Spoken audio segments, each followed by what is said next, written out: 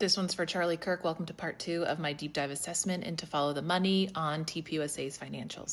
I spent my career at the CIA and NSA and also advised other intelligence agencies. I now have my own corporate intelligence firm. All of these opinions are my own. This analysis is my own for entertainment purposes only. Everything that I have found in my Doge assessment is public, okay?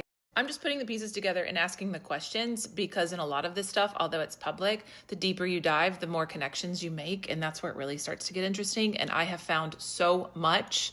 Really what we want to do is get to the bottom of why did he ask for this audit in the first place.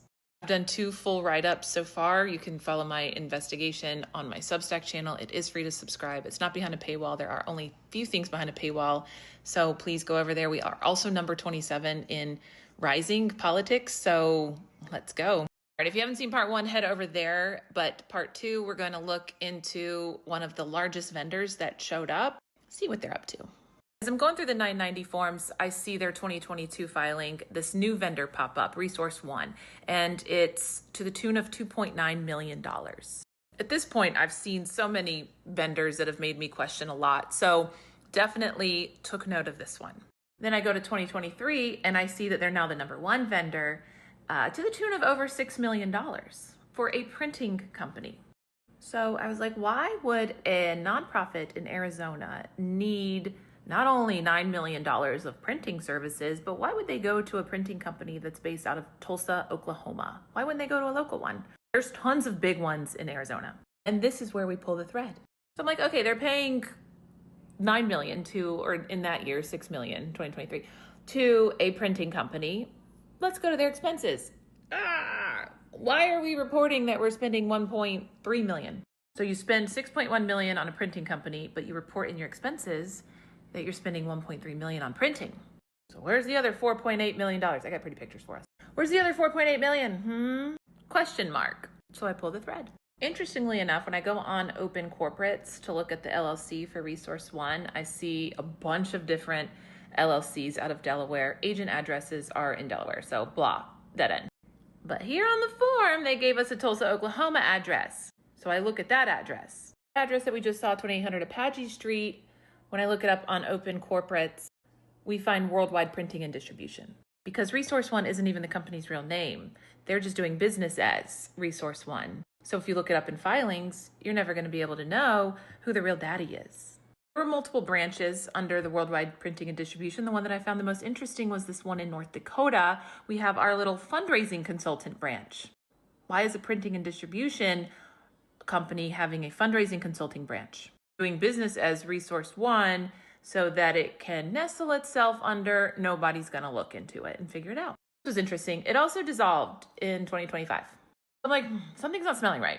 Because we all know that a 501c3 can't spend a penny on political anything because everything's tax deductible for them. And if you're a political arm, it's not. And when your revenue is $84 million a year, mostly through donations, well, that's important to your donors.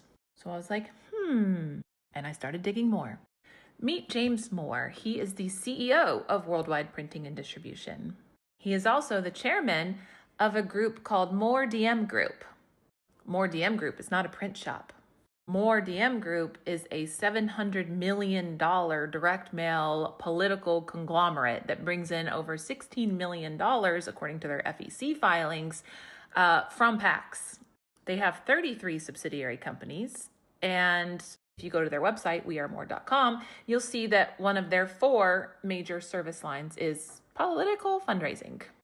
So why is a 501c3 that can't spend a penny on political fundraising sending over $9 million in 2 years to a political conglomerate and then going to great lengths to kind of make that relationship murky?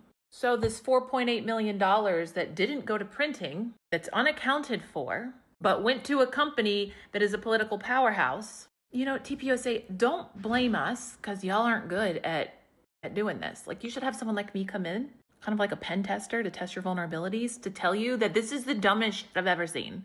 Also, I looked at the 501c4 filing, which is the political arm of TPUSA, because I was just like, who are they paying over there? And they're paying, our girl Stacy at Cloverstone. She's paid out of there too from part 1, but they pay a company called Conrad over $1.1 million, and Conrad is another subsidiary of DM Moore. So you've got $1.1 million going to the political arm, and then you've got 1.3 going to printing, and then you've got 4.8 we don't know where it went.